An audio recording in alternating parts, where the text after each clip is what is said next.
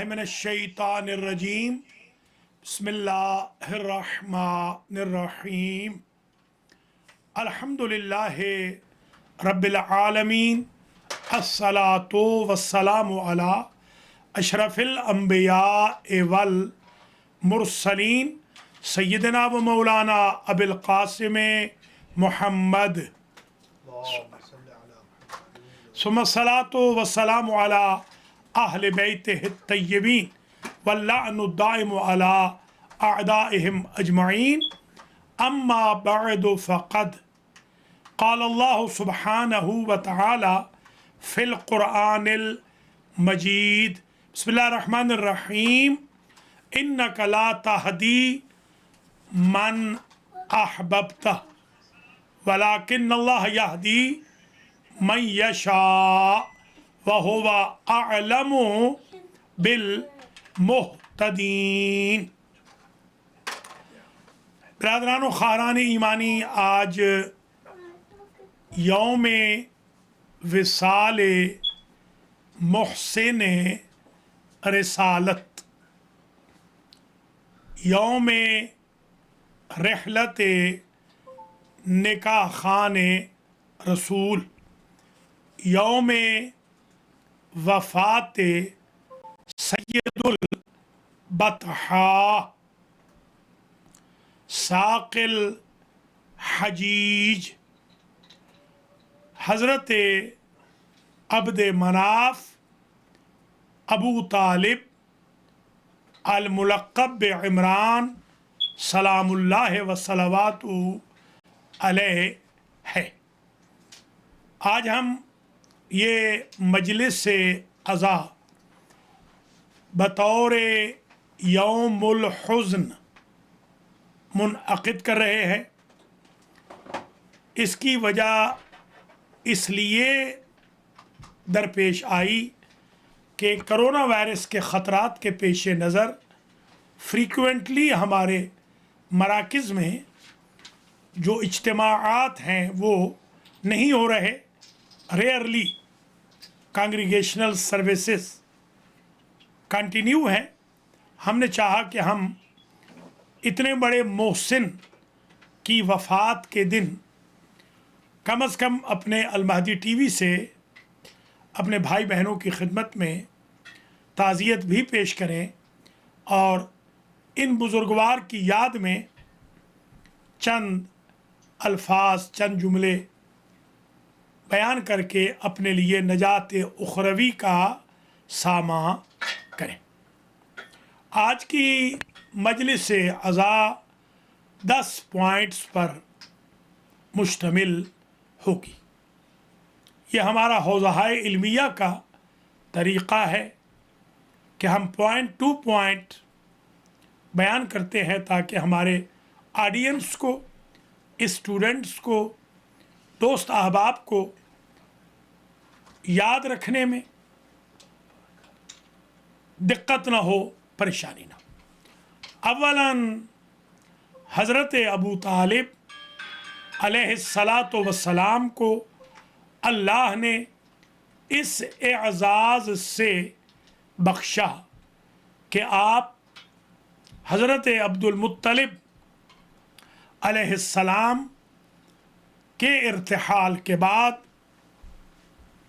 ساقی الحجیج تھے، یعنی حجاج کو پانی پلاتے تھے۔ یہ حج دور ابراہیمی سے چلا آ رہا تھا۔ جو لوگ دین فطرت پر ہوتے تھے وہ حج کرتے تھے۔ حضرت ابو طالب علیہ السلام کو اسی لیے کنجی بردار بھی کہا گیا، خانہ کعبہ کا، یعنی متولی حرم تھے حضرت ابو طالب علیہ السلام۔ حضرت ابو طالب علیہ السلام جہاں ساقی الحجیج تھے، متولی حرم تھے، دین فطرت دین ابراہیم پر تھے، وہیں امین विरासत अंबिया औसिया भी थे।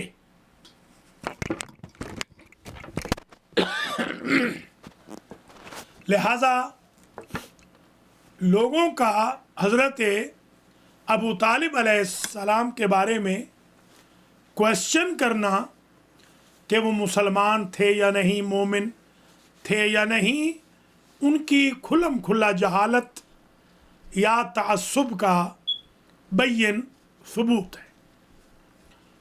सानियन हज़रत अबू तालिब अलैहिस्सलाम का नाम नामी अब्दो मनाफ है।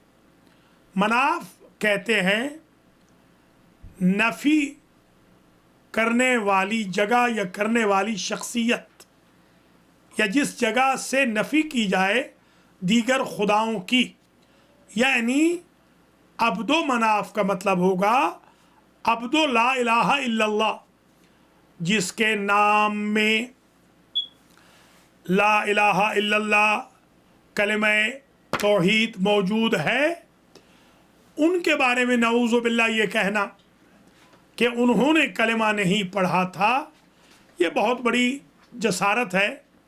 और इस आयत को उमूमन हमारे नाक़िद और हमारे अपोनेंट्स, मुखालिफीन, मुआनिदीन पेश करते हैं कि कुरान मजीद में ये आयत है कि इन्नका ला तहदी मन अहबब्ता, कि ऐ मेरे हबीब आप जिसे चाहते हैं, जो आपका महबूब है, उसे आप हिदायत नहीं फरमा सकते।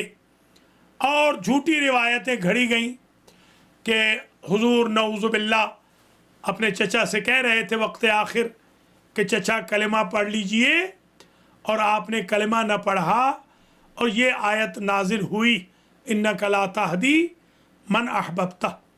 इसमें अवलन तो ये समझने की ज़रूरत है कि अगर हज़रत अबू तालिब अलैहिस्सलाम ने इनकार किया होता और ये नऊज़ु बिल्लाह ईमान अबू तालिब अलैहिस्सलाम के ख़िलाफ़ आयत आई होती, तो ये खुदा क्यों कहता वलाकिन्नल्लाह यहदी मन यशाअ व हुवा अअलमु बिल मुहतदीन।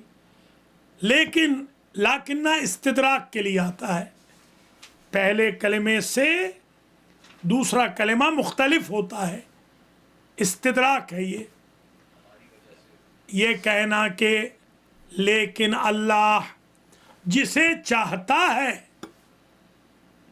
हिदायत फरमाता है, ये खुद नफ़ी है उस कलमे की कि ऐ मेरे हबीब आप क्या हिदायत फरमाएंगे, जो आपका महबूब है उसे तो अल्लाह हिदायत फरमा चुका है। अल्लाह उसे हिदायत करता है जो मन यशा की मंजिल पे होता है। और अगर ये आयत होती इसलिए कि उन्होंने कलिमा नहीं पढ़ा, हिदायत याफ्ता नहीं, तो फिर एंड आयत का यूं क्यों होता वह हुवा आलमु बिल मुहतदीन। अल्लाह बेहतर जानता है कौन कौन हिदायत याफ्तगान हैं। अगर ये नफ़ी कलिमा अबू तालिब और नफ़ी ईमान सरकार इमरान अलैहिस्सलाम के बारे में आयत होती तो यूँ होना चाहिए था कि अल्लाह गैर हिदायत याफ्ता लोगों को बेहतर जानता है। सालिसन ये अर्ज़ किया जाए आपकी खिदमत आलिया में, हज़रत अबू तालिब अलैहिस्सलाम ने जो कफ़ालत फरमाई हुज़ूर पाक की सल्लल्लाहु अलैहि वसल्लम, जब आपके दादा हज़रत अब्दुल मुत्तलिब अलैहिस्सलाम दुनिया से जाने लगे, तो ये सीरत निगारों ने आम्मा ने लिखा है कि सारे बच्चों को इकट्ठा किया, अपने सारे बेटों को, और मोहम्मद मुस्तफ़ा अहमद मुज्तबा सल्लल्लाहु अलैहि वसल्लम से कहा कि आप जिसके हाथ पे हाथ रख दें वो चचा या ताया आपकी कफ़ालत करेगा। तो सीरत निगार लिखते हैं कि जब हज़रत محمد مصطفیٰ صلی اللہ علیہ وآلہ وسلم نے ہاتھ رکھا حضرت ابو طالب پر کہ آپ کفالت فرمائیں، آپ میرے کفیل بنے. تو یہ جو کہا جاتا ہے، سیرت نگاروں نے لکھا ہے کہ نبی پر ایک فرشتہ معین تھا، وہ حرام نہیں کھانے دیتا تھا، وہ یہودیوں نصرانیوں کے ہاں جانے نہیں دیتا تھا. تو پھر پوچھنا ہے کہ وہ فرشتہ کہاں چلا گیا تھا؟ اس نے حضرت ابو طالب علیہ السلام کی کفالت سے کیوں نہ روکا؟ اور پھر مسلسل 50 سال تک حضرت ابو طالب کے بیت الشرف سے کھانا تناول فرماتے رہے حضور، تو کیوں نہ روکا؟ رابعاً ہم یہ دیکھتے ہیں کہ جو پہلا جلسہ ہو رہا ہے اسلام کا، دعوت ذی العشیرہ کی شکل میں، وانذر عشیرتک الاقربین کی شکل میں، یہ جو 40 سورما آئے ہیں قریش کے، اسے اسپانسر کس نے کیا؟ یہ حضرت ابو طالب علیہ السلام کے بیت الشرف میں ہوا ہے. حضرت ابو طالب علیہ السلام کی آمدنی سے، انکم سے یہ کھانا تیار ہوا ہے. حضرت علی علیہ السلام اپنے بابا کی ہیلپ کر رہے ہیں، حالانکہ ظاہری طور پر جو ہمارا سن بلوغ ہوتا ہے، حضرت تو سن بلوغ کو بھی نہیں پہنچے. اگرچہ معصومین کے بارے میں یہ ڈسکشن نہیں ہوتی، بچوں کو سمجھانے کے لیے کہہ رہا ہوں کہ جس عمر میں آپ لوگ بالغ ہوتے ہیں اس عمر تک تو حضرت علی علیہ السلام ہنوز پہنچے ہی نہیں ہیں. وہ تقسیم کر رہے ہیں کھانے کی، وہ معاونت فرما رہے ہیں. تو اگر آج کوئی میلاد النبی کا جلسہ اسپانسر کرے، اس میں سرکار کی نیاز لائے، لنگر لائے، تو کیا اس سے آپ پوچھتے ہیں کہ یہ مسلمان ہے یا نہیں؟ خود مسجد میں آنا اس بات کی دلیل ہوتی ہے کہ وہ مسلمان ہے. تو آج آپ نہیں پوچھ رہے، مگر جو سب سے پہلا اسپانسر ہے اس کے بارے میں نعوذ باللہ آپ یعنی متعصبین شک کر رہے ہیں کہ وہ مومن تھے یا نہیں. میں یوں کہتا ہوں، امریکہ میں 2 پارٹیاں ہیں، ریپبلکن اور ڈیموکریٹس. ڈیموکریٹس کا جلسہ ریپبلکن کے ہاں ممکن نہیں، اور ریپبلکن کا سیمینار ڈیموکریٹس کے ہیڈ کوارٹر میں نہیں ہو سکتا، اس لیے کہ جہاں منشور الگ الگ ہوں، کنسٹیٹیوشن ایک نہ ہو، وہاں جلسے نہیں ہو سکتے. یہ پہلا اسلام کا جلسہ، پہلی دعوت ذی العشیرہ یہی بتا رہی ہے کہ پورے مکے کے سامراج میں، بلکہ عرب میں، بلکہ عالم میں، سوائے حضرت ابو طالب علیہ السلام کے کوئی گھر ایسا نہ تھا کہ حضور کا اور اس گھر کا منشور ایک ہوتا. اور پھر اس دعوت ذی العشیرہ میں حضرت ابو طالب علیہ السلام کا جو کردار ہے آپ سپورٹ کر رہے ہیں. ابھی تو ظاہری طور پہ قولوا لا الہ الا اللہ تفلحوا کا اعلان نہیں ہوا ہے، ابھی تو پبلکلی دعوت نہیں دی جا رہی ہے. اور یہیں پر حضرت ابو طالب علیہ السلام اپنے بھتیجے کو سید کہہ کے پکارتے ہیں، قم یا سیدی و مولایا وبلغ رسالت ربک وقل بما شئت وترضى فإنك صادق المصدق. جو تصدیق کنندہ رسالت ہو قبل از اعلان عمومی اسلام، وہ کیسے اسلام کا علم بردار نہیں ہوگا یا مذہب اسلام پر نہیں ہوگا؟ پھر جب کہا ایکم یعاذرنی فی ھذا الامر یکون اخی و ولی و خلیفتی و وصی، بعض روایتوں میں و خلیفتی فی امتی من بعدی بھی ہے. تو یہ جب کہا ہے کہ کون ہے تم میں سے اس جمع میں سے جو میرا ساتھ دے، تو حضرت علی بار بار اٹھے ہیں.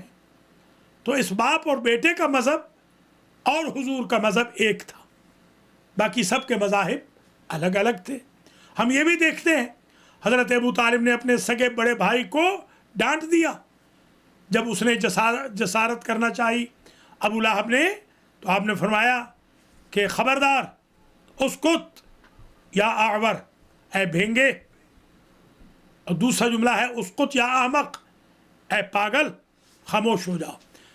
ابو طالب اس ہستی کا نام ہے جس نے اس وقت نعت رسول مقبول اور قصیدہ رسول مقبول کہا ہے جب کسی کو نعت و قصیدے کا وہم و گمان نہ تھا، اور آپ نے یہ بتا دیا کہ جو میرے آقا کا مخالف ہوتا ہے وہ یا احمق ہوتا ہے یا اعور ہوتا ہے، آنکھ رکھتے ہوئے بھی وہ بے نور ہوتا ہے جو نور مجسم فرزند عبداللہ و آمنہ کو نہیں مانتا۔ خامساً حضرات و خواتین، حضرت ابو طالب علیہ السلام کے ہاں حضور کریم صلی اللہ علیہ وآلہ وسلم پورے 3 سال تشریف فرما رہے ہیں شیب ابی طالب میں۔ اس کیمپ میں سوائے ابو طالب اور ان کی اولاد یا ان کی اہلیہ یا ان کی صاحبزادیوں کے اور کون تھا جس نے نبی پاک کی حفاظت بھی کی ہے، کفالت بھی کی ہے؟ کون ہے جس نے اپنے بیٹوں کو بستر نبی پہ سلایا ہے کہ قتل ہوں تو میرے بیٹے ہو جائیں، میرا ایمان بچ جائے، میرا نبی بچ جائے؟ یاد رکھیے دعوت ذوالعشیرہ میں پتے کھانے پڑے، دعوت ذوالعشیرہ میں بارش کا پانی پینا پڑا، مگر پائے استقلال حضرت ابو طالب علیہ السلام میں لغزش نہ آئی۔ یہ بھی آپ اذہان عالیہ میں محفوظ فرما لیں۔ آج اگر غیر ممالک آپ کے مسلمانوں کو ریفیوج دے رہے ہیں تو آپ ان کا شکریہ ادا کر رہے ہیں، اور یہ تو وہ ہستی ہے ابو طالب کی کہ جس نے رحمت للعالمین کو ریفیوج دی، پناہ دی ہے، جو پوری کائنات کے پناہ گاہ ہیں، ان کی پناہ گاہ کا نام ابو طالب ہے۔ بالکل اسی طرح ابو طالب علیہ السلام نے اور فاطمہ بنت اسد سلام اللہ علیہا نے حضور کو پالا ہے جیسے اپنے بچوں کو پالا جاتا ہے۔ تبھی تو حل جزاء الاحسان الا الاحسان کے تحت حضرت علی علیہ السلام کو بی بی خدیجۃ الکبریٰ اور حضور کریم نے پالا۔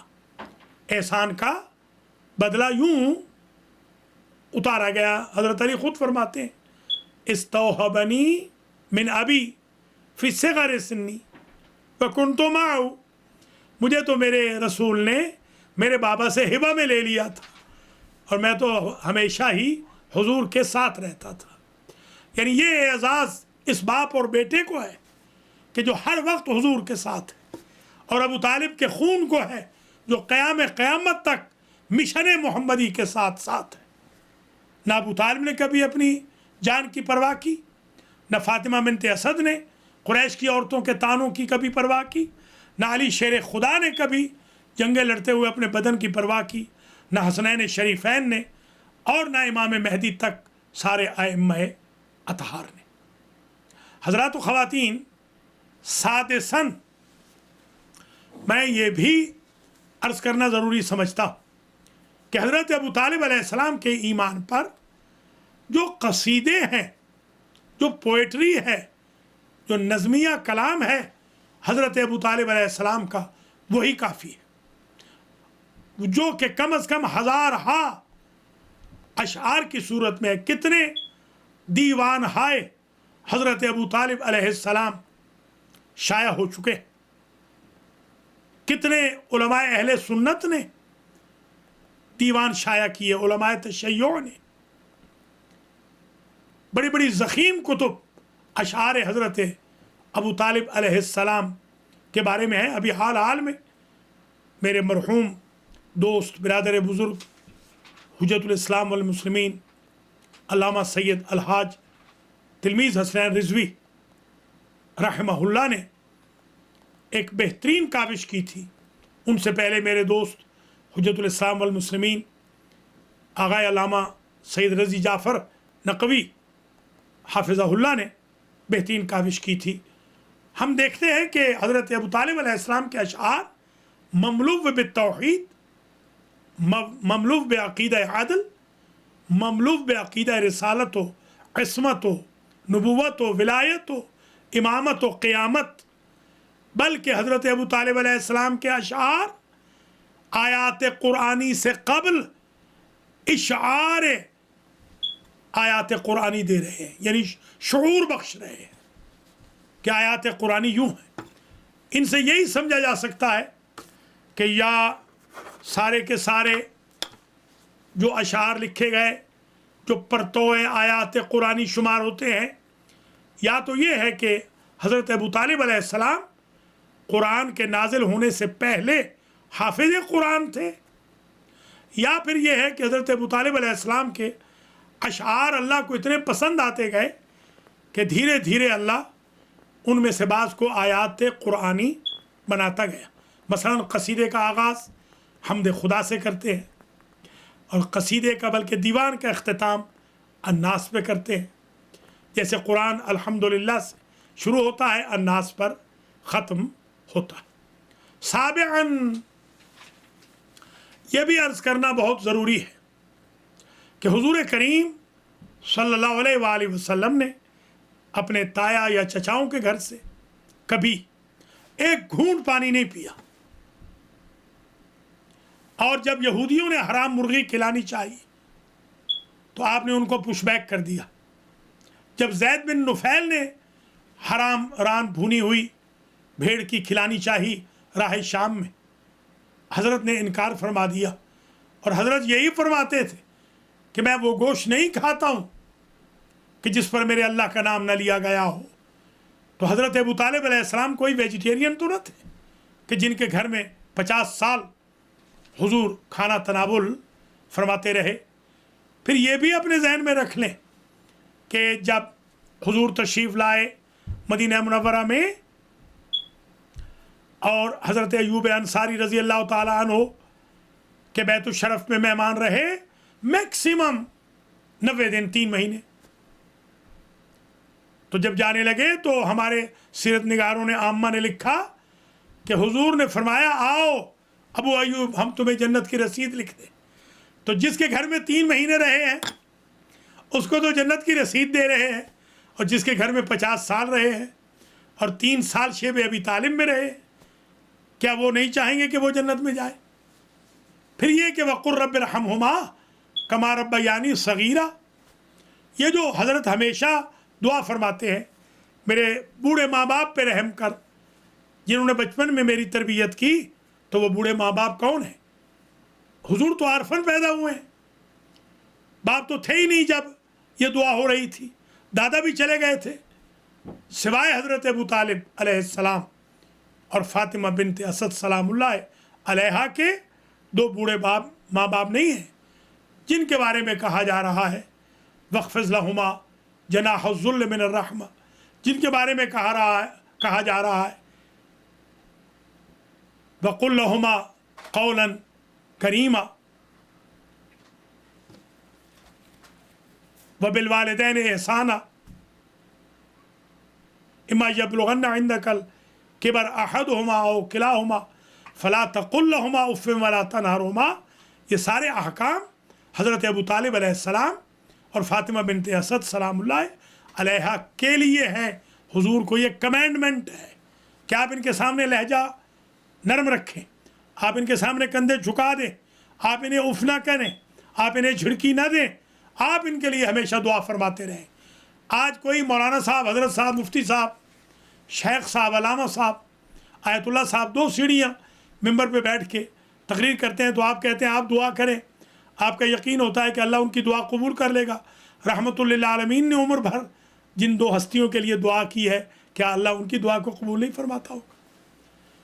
حضرات و خواتین، حقیقت امر تو یہ ہے کہ ہمیں چاہیے ہی نہیں ہم یہ کہیں کہ ایمان ابو طالب کا یہ ثبوت ہے، یہ ثبوت ہے، ہمیں چاہیے ہی نہیں، مگر مجبور ہیں، ہم کیا کریں؟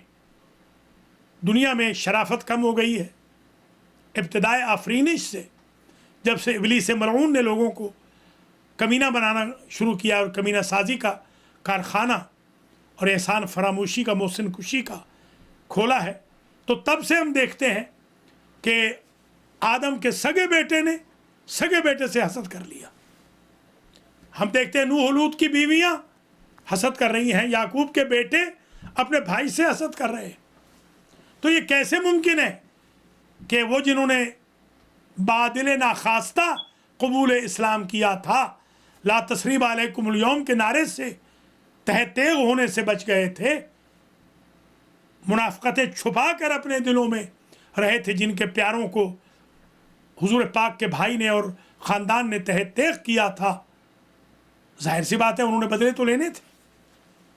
کبھی کسی صورت میں بدلہ لیا, کبھی کسی صورت میں بدلہ لیا. حضرت ابو طالب علیہ السلام وہ ہستی ہیں کہ جو محسن اسلام بھی ہے, محسن رسالت بھی ہے. میں سامناً یہ عرض کروں گا, آج آپ اپنے بچوں کے نکاح کسی کافر سے نہیں پڑھاتے, تو یہ کیسے ممکن ہے کہ آمنہ کا لال کا نکاح ایک کافر پڑھ رہا ہے؟ نعوذ باللہ من ذالک. یہیں پر یہ بھی عرض کروں گا اسی پوائنٹ میں, آپ اپنے بچوں کی تربیت کافروں سے نہیں کراتے.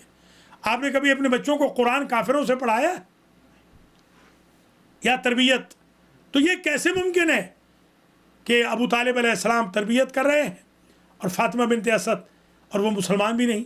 اچھا, وہ لوگ جو مخالف ہیں وہ بھی فاطمہ بنت اسد کو مسلمان مانتے ہیں, یہ بھی عجیب بات ہے. ان سے میں پوچھتا ہوں, جب ظاہری طور پہ اسلام آیا, یعنی بعثت ہو گئی, جیسے آج شب بعثت بھی ہے, کل بعثت کا دن ہے, آپ نے آج شب کے بھی اعمال کرنے ہیں اور کل کے بھی اعمال ہیں, کل روزہ بھی ہے جو 70 سال کے روزوں کے برابر ہے, اور آج کی عبادت 70 سال کی عبادت کے برابر ہوگی انشاءاللہ. جو 12 رکعت آپ نے مختصر سی نماز ہے, آپ ضرور اس شب و روز سے استفادہ بھی کیجیے. اب ہنوز بعثت کا اعلان ہی نہیں ہوا, تب سے یہ دین فطرت پہ تھے. جب بعثت کا اعلان ہو گیا تو جن جن کے پارٹنر کافر تھے انہوں نے چھوڑ دیا. تو اگر نعوذ باللہ حضرت ابو طالب علیہ السلام کافر تھے تو پھر اپنے چچا کے لیے یہ کیوں نہ کہا چچی کو کہ چچی اماں چچا کو چھوڑ دیجئے, اس لیے کہ یہ تو مسلمان نہیں ہے. یہی ایک منہ پہ تمانچہ ہے ان کے, جو ابو طالب علیہ السلام کے ایمان پر ڈسکشن کے چیپٹرز کھولتے ہیں. پھر یہ بھی ملاحظہ فرمائیں تاسعاً کہ جب کبھی بھی مشکل درپیش آئی ہے حضور پاک کو, تو تلوار لے کر ابو طالب ہی نکلے ہیں, حتیٰ کہ ذوالعشیرہ میں بھی تلوار نکالی ہے, اور یہ کہا ہے کہ خبردار لا یقومن احد منکم حتی یسمع کلام ابن اخی, جب تک میرے بھتیجے کا کلام نہ سن لو تم میں سے کوئی یہاں سے اٹھے گا نہیں. 40 سورماؤں کو ابو طالب نے اپنی شمشیر برہنہ سے زیر کیا, اور 40 سورماؤں کی شمشیر ہائے برہنہ کے سامنے ابو طالب کا بیٹا شب ہجرت میں سویا اور رضا الہی کا مالک بھی بن گیا. باپ نے شب ابی طالب میں حضور کو بچایا تھا, بیٹے نے شب ہجرت میں حضور کو بچایا, اور مکی اور مدنی زندگی میں خطرات اپنے لیے مول لیے مگر آقا کے اوپر کوئی آنچ نہ آنے دی.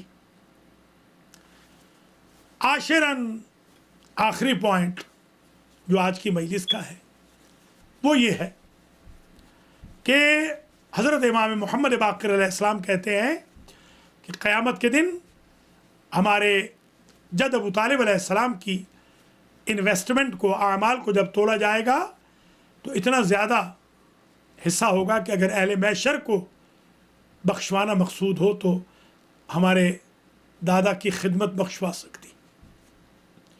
آج کی شب بڑی بعثت کی بھی شب ہے, اور آج کا دن بڑا غم کا دن تھا. حضرت ابو طالب علیہ السلام کی وفات و ارتحال کا دن تھا. حضرات و خواتین, میں دعا گو بھی ہوں حضرت ابو طالب علیہ السلام کے صدقے میں کہ اللہ آپ کو اور ہمیں حضرت ابو طالب علیہ السلام کے صدقے میں معاف فرمائے, ہمارے ماں باپ کو معاف فرمائے. بعثت کی شب ہے, ہمیں بعثت رسول کے مشن کو سمجھنے کی توفیق دے, اخلاق محمدی سیکھنے کی توفیق دے، جس پر خود کل انشاءاللہ درس آ رہا ہے ڈیٹیل سے 5 سے 6 بجے تک۔ آج میں صرف اتنا عرض کروں گا کہ ابو طالب علیہ السلام نے ہمیں ایثار سکھایا، استقلال سکھایا، عزم مصمم سکھلایا، صراط مستقیم پر حالات کی نااستواری کے باوجود رہنا سکھایا، عشق رسالت سکھایا، اپنی رشتہ داریوں کو مشن کی خاطر توڑنے کا سبق دیا، نعت رسول مقبول کا آغاز کیا، قصیدہ خوانی کا آقا کے لیے آغاز کیا، قرآن کی تنزیل سے پہلے قرآن کی تعلیم کا اہتمام کیا، خود حلال کھایا، اپنے بھتیجے کو حلال کھلایا، مشکل ترین ادوار میں اپنے بچوں کی قربانی برداشت کی، اپنے ایمان مجسم اور نبی مرسل کو قربان نہ ہونے دیا۔ تبھی تو آپ کی صاحبزادی کے گھر سے ہی حضور معراج پہ بھی گئے ہیں۔ آج کی شب ہمارے برادران اہل سنت کے نزدیک معراج کی بھی شب ہے، تو ام ہانی حضرت ابو طالب علیہ السلام کی دختر نیک اختر تھیں، یہاں پر سرکار تشریف فرما تھے جب معراج پہ گئے تھے۔ یہ بھی ایک عجیب کنکلوڈنگ پوائنٹ ہے کہ حضرت ابو طالب علیہ السلام اور حضرت خدیجہ سلام اللہ علیہا کے دو کے احسانات اتنے زیادہ ہو گئے کہ اللہ نے سوچا یوں کرتے ہیں کہ بیٹا ہوگا ابو طالب کا، بیٹی ہوگی خدیجہ کی، نسل چلے گی قیامت تک محمد مصطفیٰ کی۔ حضرات و خواتین، حضرت ابو طالب علیہ الصلاۃ والسلام نے اپنی ساری زندگی ایثار سے گزاری، اخلاص سے گزاری، پناگاہ رسالت و امامت بن کے گزاری۔ میں اگر یوں کہوں کہ آپ کی آغوش سے 2 پروڈکٹ نکلے، ایک رحمت للعالمین کہلایا، دوسرا امام المتقین کہلایا۔ حضرت ابو طالب علیہ السلام سے اتنی محبت تھی حضور کو کہ جب وصال ہو گیا حضرت ابو طالب کا اور بی بی خدیجۃ الکبریٰ کا، ایک ہی سال میں 26 رجب کو چچا گئے ہیں اور 10 رمضان کو زوجہ چلی گئی۔ یہی سمجھ لیں کہ تقریباً 1.25 مہینہ سمجھ لیں۔ اس 1.25 مہینے کے دوران 2 مصیبتیں بڑی نازل ہو گئیں اور سرکار نے پورا سال عام الحزن منایا۔ آج میں امت مسلمہ سے شکوہ بھی کروں گا کہ اتنی بڑی ہستی کا آج دن ہے، گزرا ہے، مجھے تو کہیں نظر نہیں آ رہا کہیں کوئی سیشن ہو، کہیں کوئی مجلس رکھی گئی ہو، کہیں کوئی درس رکھا گیا ہو، کہیں کوئی اجتماع ہو، عرس رکھا گیا ہو، آج کہیں نظر نہیں آ رہا۔ کیا حق نہیں بنتا امت مسلمہ کا کہ آج کے دن محسن ڈے منائیں، محسن رسالت ڈے منائیں، آج کے دن سرپرست رسول کا دن منائیں، حامی رسول کا دن منائیں، مربی رسول کا دن منائیں، نکاح خان رسالت کا دن منائیں، وصی اوصیاء انبیاء کا دن منائیں، متولی کعبہ کا دن منائیں، سید البطحاء کا دن منائیں، ثاقب الحجیج کا دن منائیں، اس ہستی کا دن منائیں جو اپنے زمانے کا سب سے بڑا سخی تھا، سب سے بڑا کافل الایتام تھا حضور سے قبل۔ اس کا دن منائیں کہ جس نے عصمت کی حفاظت کی، جس نے دشمنوں کی آنکھوں میں آنکھیں ڈالی اور اپنے مولا و آقا کو بچایا، جسے سید کہا، حضرات و خواتین، ابو طالب واقعاً مظلوم تاریخ ہے اور آج بھی مظلوم تاریخ ہے. حقیقت یہ ہے. بڑی کتب لکھی گئی، میری بھی ایک کتاب ہے سید البطحاء حضرت ابو طالب علیہ السلام کے بارے میں نے پورا دیوان بھی ترتیب دیا جو میری دسترس میں تھا. وضاحت و تشریح بھی کر چکا ہوں الحمدللہ. اشرات پڑھ چکا ہوں، اشرے کے اشرے پڑھ چکا ہوں، امریکہ میں، کینیڈا میں، یورپ میں، حضرت ابو طالب علیہ السلام کے بارے میں. اور میں اگر خدا کی ذات گواہ ہے سارا سال ڈیلی بھی مجلس پڑھوں حضرت ابو طالب علیہ السلام کے احسانات کے بارے میں تو یہ ڈیوریشن کم ہے اور میٹیریل زیادہ ہے. اختتامی 2-3 پوائنٹس کے ساتھ آپ کی زحمتوں کو تمام کرتا ہوں. دیکھیں، قرآن کہتا ہے کہ یا ایھا الذین آمنوا لا تتخذوا الیہود والنصارى اولیاء لا تتخذوا الکافرین اولیاء. اور پھر یہ بھی کہتا ہے بعضهم اولیاء بعض. تو یہ دلیل ہے کہ یہود و نصارہ کو ولی نہیں بنانا. یہ حکم اسلام ہے، حکم قرآن ہے، حکم شریعت ہے. کافروں کو ولی نہیں بنانا. لا تتخذوا عدوی وعدوکم اولیاء من دونی. عدوی وعدوکم اولیاء، میرے دشمنوں کو، اپنے دشمن کو، مسلمانوں مومنوں ولی نہ بناؤ. تو اگر ابو طالب علیہ السلام نعوذ باللہ دشمن ہوتے یا نعوذ باللہ مسلمان نہ ہوتے تو کم از کم نکاح میں تو ولی بنایا ہے کہ نہیں بنایا؟ تو حضور پھر ولی کیوں بناتے؟ حضور کا ولی بنانا اس بات کی دلیل ہے کہ وہ دین فطرت پہ تھے، مومن قریش تھے، وہ دین ابراہیمی پر تھے. یہ بھی اذہان عالیہ میں محفوظ فرما لیں. سورہ الضحیٰ میں ارشاد ہے بسم اللہ الرحمن الرحیم والضحیٰ واللیل اذا سجا ما ودعک ربک وما قلی وللآخرۃ خیر لک من الاولی ولسوف یعطیک ربک فترضی الم یجدک یتیما فآوی ووجدک ضالا فہدی ووجدک عائلا فاغنی فاما الیتیم فلا تقہر واما السائل فلا تنہر واما بنعمت ربک فحدث. دیکھیں یہاں پر 3 جو جملے ہیں یہ عجیب ہیں. 3 سنٹینس بہت عجیب ہیں. الم یجد کا یتیما فآوی، کیا آپ کے رب نے آپ کو یتیم پا کر میرے حبیب آپ کو پناہ نہیں دی؟ پناہ دے رہے ہیں ابو طالب، کریڈٹ لے رہا ہے خدا. خدا تو یہ کہتا ہے کہ نبی کا فعل میرا فعل ہے، نبی کا قول میرا قول ہے. اور یہاں پرورش اور پناہ ہے. ابو طالب کو اللہ اپنی پناہ کہہ رہا ہے. جس کی پناہ کو اللہ اپنی پناہ کہہ رہا ہے وہ اگر مسلمان نہیں تو پھر کائنات میں کوئی بھی مسلمان نہیں. وَوَجَدَكَ ضَالًّا فَهَدَىٰ، گم شدہ پا کر آپ کے رب نے آپ کو گم شدہ پایا.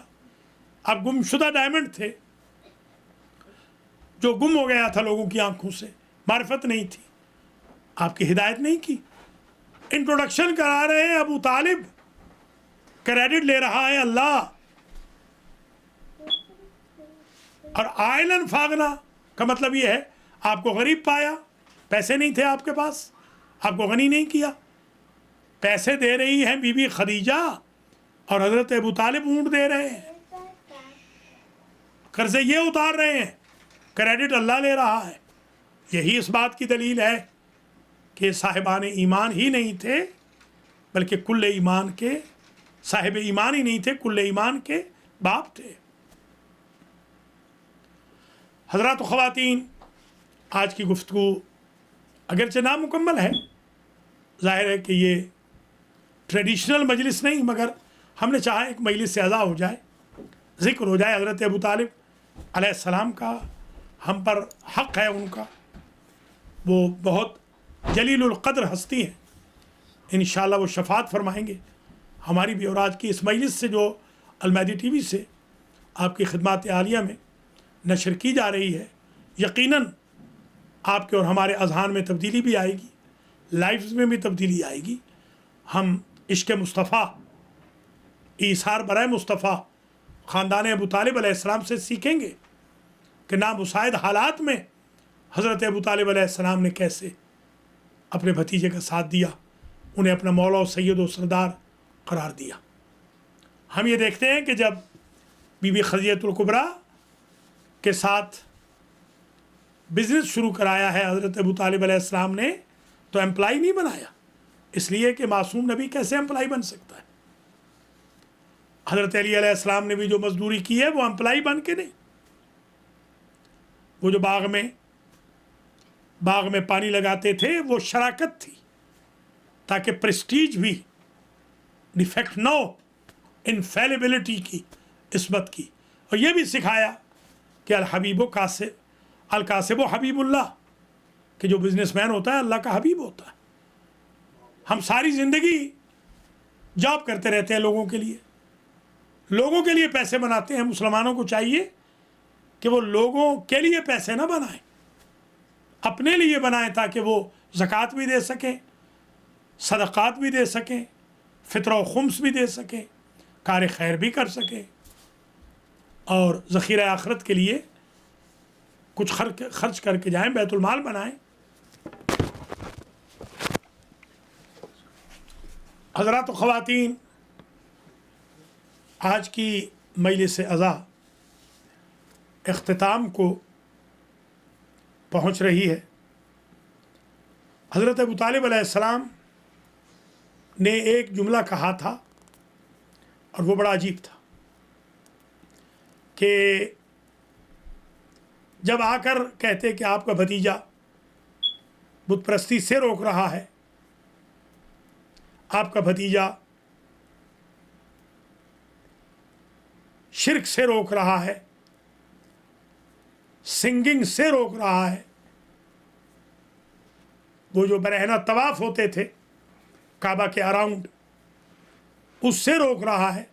جیسے آج ہم دیکھتے ہیں ناچ گانے ہولی پلیسز پہ بھی شروع ہو گئے ہیں، آج کل تو نعوذ باللہ مساجد کے اندر بھی، مراکز کے اندر بھی ایسے لگتا ہے کہ شاید نعوذ باللہ سینما میں پہنچ گئے ہیں۔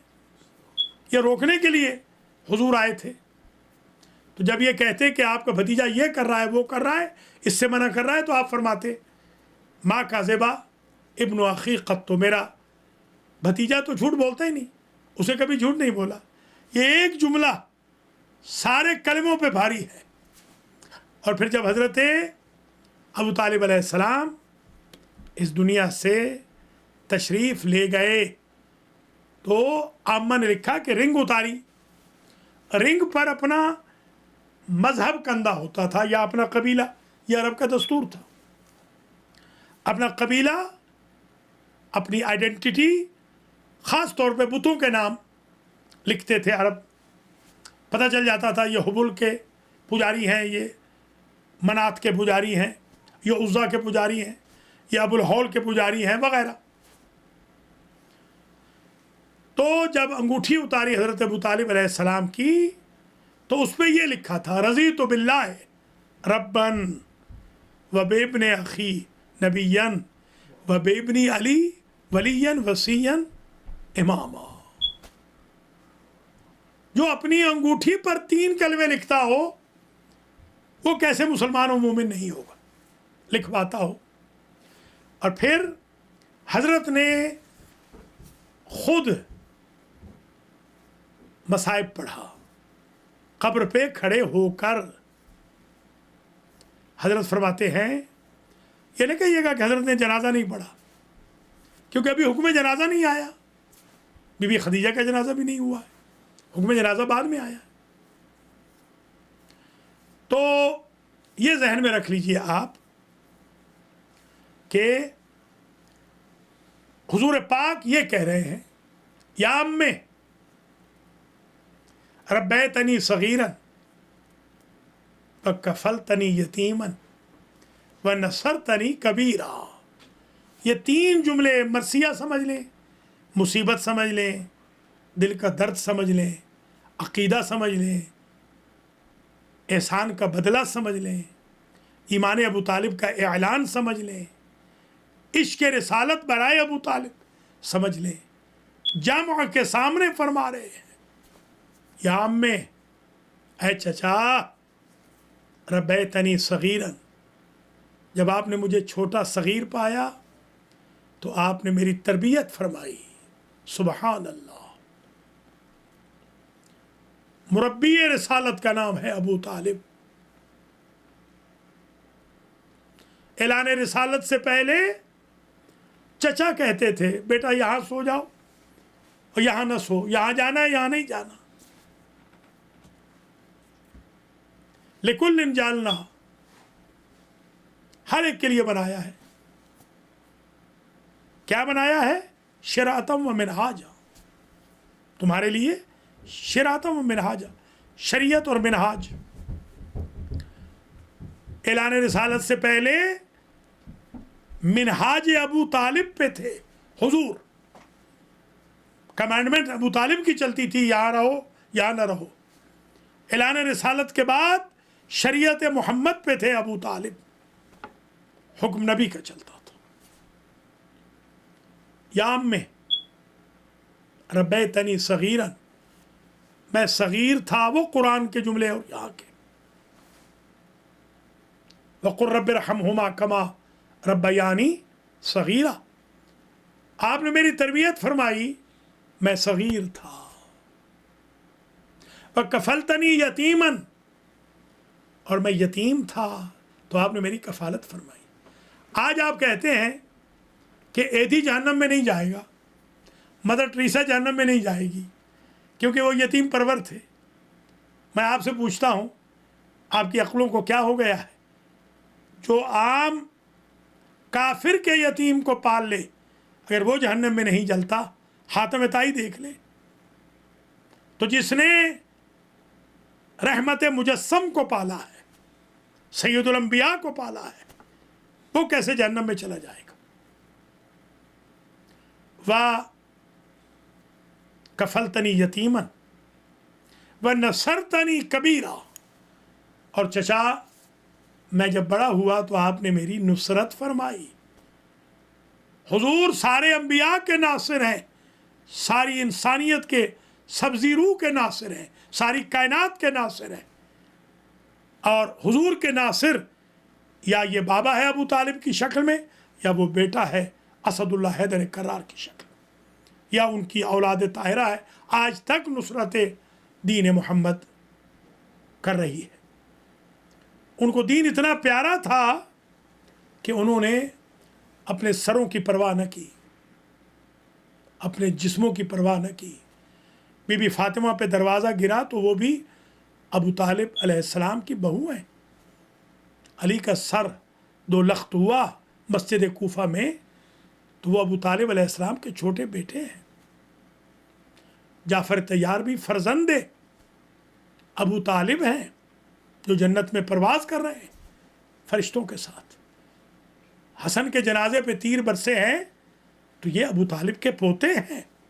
حسین کی لاش پہ گھوڑے دوڑے ہیں تو یہ ابو طالب کے پوتے ہیں۔ زینب و ام کلثوم اگر بازاروں درباروں میں پھرائی گئی ہیں تو یہ ابو طالب علیہ السلام کی پوتیاں ہیں۔ ہم شکل پیغمبر کو نیزہ لگا ہے تو یہ پڑپوتا ہے ابو طالب کا۔ قاسم کی لاش کی توہین ہوئی ہے تو یہ بھی پڑپوتے ہیں ابو طالب کے۔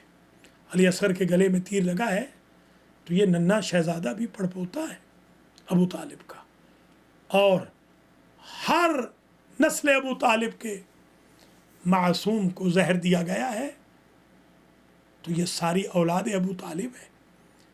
اور جو ظلم اور جور سے بھری ہوئی زمین کو عدل و انصاف سے بھرے گا اور پھر خود شہید ہوگا، وہ مہدی بھی ابو طالب ہی کا لخت جگر ہے۔ سلام ہو آپ پر، اربوں کروڑوں سلام، اے روح پرفتوح ہے حضرت ابو طالب، کہ آپ نے اپنا سارا خاندان قربان کر دیا مگر دین محمدی پر آنچ نہ آنے دی۔ اعظم اللہ اجورکم و اجورنا بمصابنا لعبد مناف عمران ابی طالب سلام اللہ علیہ. تقبل اللہ اعمالکم ماجورین انشاءاللہ.